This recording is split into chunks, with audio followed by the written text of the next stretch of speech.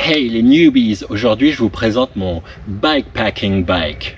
En soi, un montage maison que j'ai réalisé moi-même, avec des composants récupérés de mon vélo taf, ainsi que d'autres éléments neufs et d'occasion que j'ai sélectionnés. C'est ma version d'un vélo à tout faire. Avec mon background de Gravity Rider, je voulais un vélo capable de s'engager dans des singles du sud de la France, tout en étant capable de rouler relativement bien sur la route. Le tout en étant capable de transporter le nécessaire pour partir quelques jours en itinérance selon la saison, avec l'idée en tête de pouvoir passer beaucoup de temps dessus, sur plusieurs jours, avec le plus de confort possible. Donc mon Monster Gravel qui m'a servi à faire mon premier bikepacking. Alors pour les composants, on va commencer d'avant en arrière, comme ça sera plus simple. Donc je vais commencer par la roue avant, donc le pneu. Le pneu c'est un Maxxis Grifter en 2.5, devant comme derrière.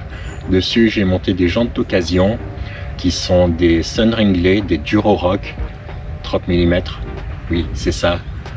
Généralement qui sont montés sur certains vélos Décathlon apparemment, je sais pas exactement lesquels, si vous savez, dites-le moi. Pour la fourche, je suis parti sur une fourche rigide en acier chromoly du coup, c'est une Slido. Alors je connais pas la marque, apparemment elle a bien fait le job. Quoi d'autre? Ensuite, oui, il y a des réflecteurs devant, derrière, sur les roues, sur les pédales, parce que c'est obligatoire en France. Voilà, c'est aussi simple que ça. Vu que je vais passer beaucoup de temps et sur la route et puis sur les terrains, mais en étant peut-être fatigué parfois, à certains moments à pas faire gaffe, je me suis dit il faut tout ce qu'il faut pour pas être embêté. J'ai même la petite sonnette, et oui, pour voir jusqu'au point où j'ai bouché les choses. Donc après la fourche, on va passer au freinage. Donc le freinage à l'avant, c'est un disque en 203 avec un étrier Shimano 504, 505, je sais plus le modèle exact. Pareil pour les leviers de frein, les mâts de cylindre, c'est des Shimano Deore ou des 505, 501, enfin je sais plus le modèle exact, mais c'est à peu près ça. On remonte au niveau du poste de pilotage. Donc le guidon, c'est un Surly Corner Bar. C'est à peu près entre un guidon de gravel et un guidon de vélo de route. Pas tout à fait un guidon de VTT. En fait, on peut mettre les composants de VTT, donc tes commandes de VTT, les freins, les leviers de vitesse, etc., sans avoir besoin de tout changer. Ça, c'est une bonne chose pour moi.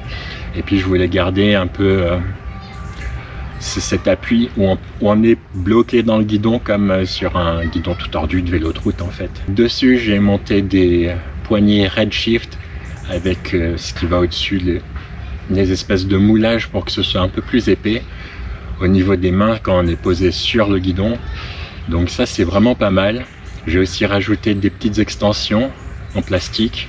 Donc j'ai mis le droite à gauche et le gauche à droite.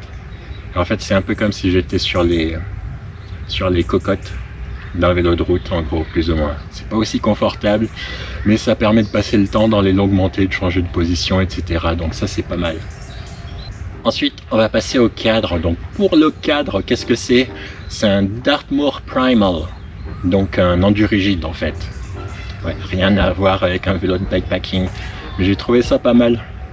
Pour la transmission, j'ai récupéré mon pédalier Fun Ridge, en fait, sauf que je l'ai passé en 3 plateaux. Donc un 24, 32 et 42. Mais vu que j'ai pesé le vélo à vide, avec les bouteilles vides et sans nourriture, il fait 32 kg. Donc j'ai 3 litres de capacité d'eau, plus la nourriture et plus quelques trucs en plus que j'ai pas mis sur le vélo quand je l'ai pesé. Ouais, ce qui fait plutôt pas mal. Donc le 22 sera bienvenu en fait la prochaine fois. Je pensais mettre un 44, mais ouais non, même sur la route je trouve ça complètement inutile vu comme je suis chargé. Je peux pas aller aussi vite que ça avec des gros pneus en 2.5 en étant chargé comme ça, même dans position aéro, ça marche pas. J'ai largement de quoi tirer avec le 42. Ouais. Pour l'arrière, c'est un dérailleur XT 11 vitesses avec une cassette SLX en 11.42. Donc j'avais la 46, mais ça faisait un trop gros gap, donc je préfère garder le 1142 en 11 vitesses. Me demande pas comment ça fonctionne, mais ça fonctionne. Je sais pas pourquoi. Normalement, ça devrait même pas marcher. Le dérailleur avant est un E-mount, E-type. Oui, pas E-mount, c'est un E-type. Donc il se coince sur le boîtier de pédalier en fait. Vissé sur le boîtier de pédalier et ça tient comme ça. C'est un dérailleur Helix. Je crois que c'est un 9 vitesses. Je crois que pour mon pédalier, c'est un 10 vitesses. Donc ça fait le job vraiment bien. Les vitesses passent bien, enfin comme sur un 3 plateaux. Ça m'arrive de dérailler, de passer par-dessus de temps en temps. Je sais pas si c'est un mauvais réglage. Il faut vraiment bien appuyer pour passer les vitesses. Il faut y aller franchement. Mais vu que j'ai plus l'habitude du tout de passer les plateaux à l'avant, c'est comme si c'est quelque chose que je devais réapprendre. La roue arrière, une Durorock 30 mm aussi. Donc Durorock 30, je crois que c'est ça. Le pneu, la même chose. Un Maxxis Grifter en 2.5.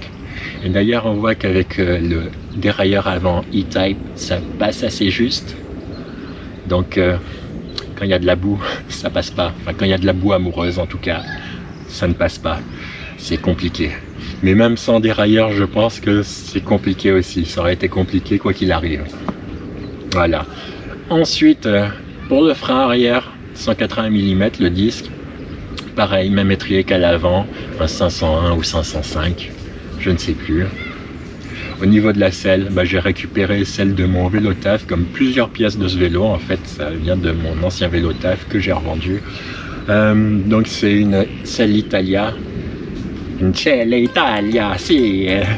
Et c'est la Trans Am, comme Transamérique, apparemment.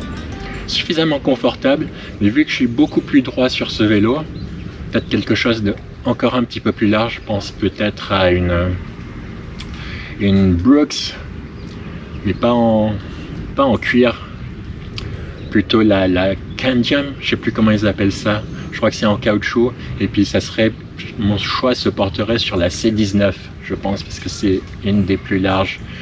La C17 c'est comme la B17, c'est ce que tout le monde prend, donc à voir, j'hésite entre les deux, je ne sais pas. Au niveau de l'éclairage, donc pour la journée en fait, j'ai pris ma RN 1500, ce qui marche super bien en mode flasherie. Voilà, je m'en sers pour circuler sur la route comme ça. Si jamais il y a quelqu'un qui double en vrac, il me voit. J'espère qu'il me voit. Pour l'arrière, j'ai mis un éclairage Sigma. Pareil, il y a plusieurs modes, mais là je l'ai mis en mode flasherie. Et puis ce qui est pas mal, c'est que quand on freine, ça fait comme un frein, il y a un capteur, et puis en fait ça freine. Et au bout d'un moment, il se remet à clignoter tout seul, ce qui est plutôt pas mal. Enfin, en tout cas, moi j'aime bien. Alors, les choses que j'ai oubliées, le système d'hydratation. Parce qu'en bikepacking, c'est comme en backpacking. Ils aiment bien parler de système. On n'a pas un sac de couchage et une tente. On a un sleep system, ils appellent ça. Donc un système pour faire dodo. Donc je vais pousser un peu le truc à fond la caisse. Donc mon système d'hydratation, ça veut dire 2 supports de gourde qui sont sur le guidon et 2 supports de gourde qui sont attachés à la selle. Alors ils sont un petit peu, ils bougent un petit peu trop, ils ballottent un petit peu trop en fait, ce qui m'a fait perdre une gourde sur une descente. Ouais. Mais alors, j'accusais les porte-gourdes à ce moment-là sur le coup. Alors oui, un peu quand même, mais pas que, parce qu'en fait le système de fixation il bouge vraiment énormément, alors que devant en fait il est super stable, il bouge pas du tout et j'ai pas perdu de gourde devant, jamais. À l'arrière si, et puis à l'arrière je les vois pas, donc c'est pour ça que je pense que je l'ai perdu, sinon je serais allé la chercher.